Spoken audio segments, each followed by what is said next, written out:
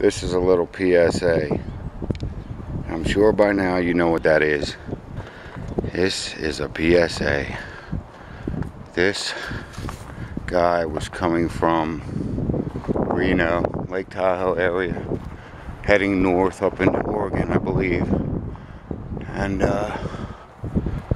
was not wearing a seatbelt.